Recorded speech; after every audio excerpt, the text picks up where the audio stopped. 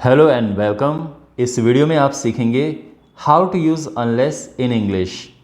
It's a very important word और अपनी English को आप अगर नेक्स्ट लेवल पे लेके जाना चाहते हैं तो आपको इन सब चीज़ों को सीखना चाहिए। तो शुरू करते हैं। फर्स्ट ऑफ ऑल, कहाँ पे अनलेस यूज़ होता है? Well, unless means if not. तो इफ़ हम तभी यूज़ करते हैं when there is a condition. तो जहाँ पे कोई कंडीशन होती है वहाँ पे इफ़ नॉट यूज़ होता है। तो मीन्स जब आप ऐसा कहते हैं कि अगर ऐसा तुम ऐसा नहीं करते हो या अगर ऐसा नहीं होता है, तो वहाँ पे हम अनलेस यूज़ करते हैं। ठीक है, अभी हम एग्जांपल्स देखेंगे, you will get the better idea. यहाँ पे आप देख सकते हैं, तो जो मैंने लिखा है इफ़ एंड देन यहाँ पे कोई भी सब्जेक्ट आ सकता है, देन आइदर डोंट और डजंट यहाँ पे आएगा। तो इसको हम कह सकते हैं अनलेस, और वही सब्जेक्ट हम यहाँ पे यूज़ करेंगे। तो फॉर एग्जांपल, अगर मुझे कहना है इफ़ यू डोंट, तो मैं कह सकता हूँ अनलेस यू। ओके, अगर मुझे ये कहना है इफ़ रवि डजंट, तो ये हो जाएगा unless Ravi. Okay, similarly you can pick any, जैसे अनलेस आई डोंट, तो यहाँ पे इफ़ आई डोंट, तो यहाँ पे अनलेस आई हो जाएगा। तो इस तरह से, तो अब आप समझ गए, they have similar meaning. Now look at these examples. If you don't work hard you won't succeed. तो first of all we use comma here. If you don't work hard you won't succeed, इसका meaning होता है unless you work hard you won't succeed. Means अगर तुम hard work नहीं करते हो तो तुम सक्सेसफुल नहीं होंगे। अंडरस्टैंड? तुम्हें सफलता नहीं मिलेगी।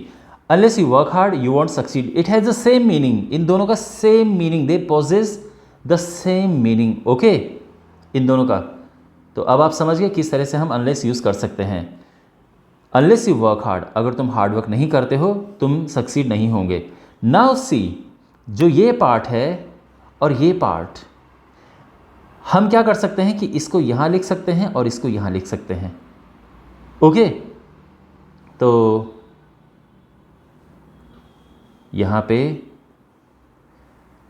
आप देख सकते हैं कि जो ये वाला पार्ट है हमने इसको पहले लिख दिया है, और जो ये वाला पार्ट है हमने इसको बाद में लिख दिया है। And they have the same meaning. बस but keep in mind that जब हम ये वाला पार्ट पहले लिखते हैं we put a comma here, can you see comma? But जब हम इसे बाद में लिख दें तो we don't put comma. Okay, so keep this things in mind. Similarly यहाँ पे हम इसको पहले लिख सकते हैं यू वॉन्ट सक्सीड, और इसको हम बाद में लिख सकते हैं unless you work hard. So they have the same meaning, just लिखने का तरीका थोड़ा डिफरेंट है। And just mind this comma here.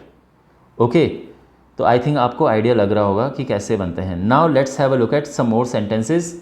You can't get a job unless you have experience.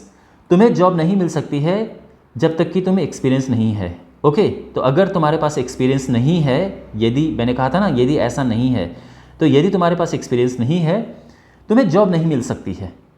और यहाँ पे in place of this unless you we can write if you don't, और इसका सेम मीनिंग रहेगा।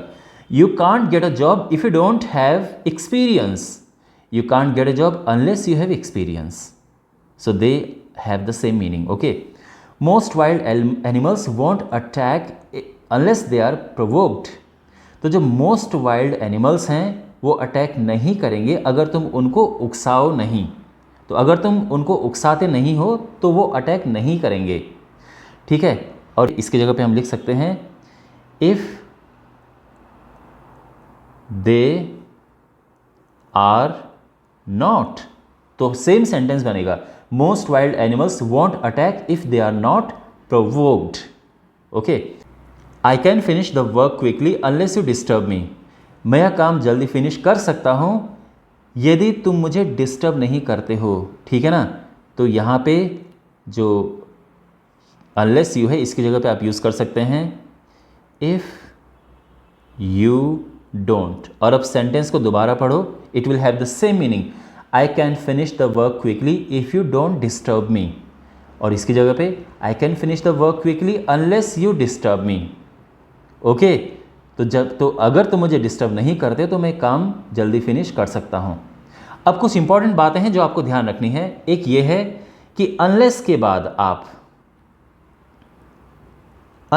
बाद बहुत सारे लोग हैं जो नॉट यूज़ करते हैं या डोंट यूज़ करते हैं। आप ऐसा नहीं करोगे, ओके।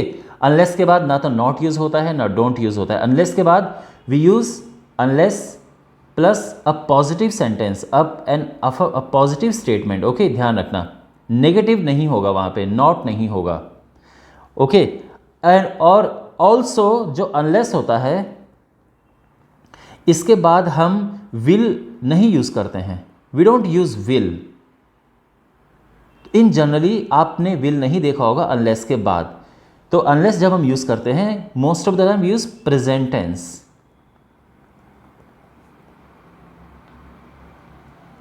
ओके।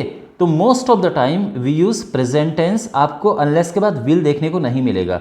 सो अगर आप ऐसा लिखते हो आई can finish the work quickly unless you will disturb me, that will be wrong, ठीक है। और अगर आप ये बोलोगे आई can finish the work quickly unless you don't disturb me, वो भी गलत होगा। तो simply unless you disturb me, okay. Positive sentence होना चाहिए और इसमें विल नहीं होगा, प्रेजेंट में होगा, ओके। नाउ आई थिंक आपको इसका आइडिया लग गया होगा।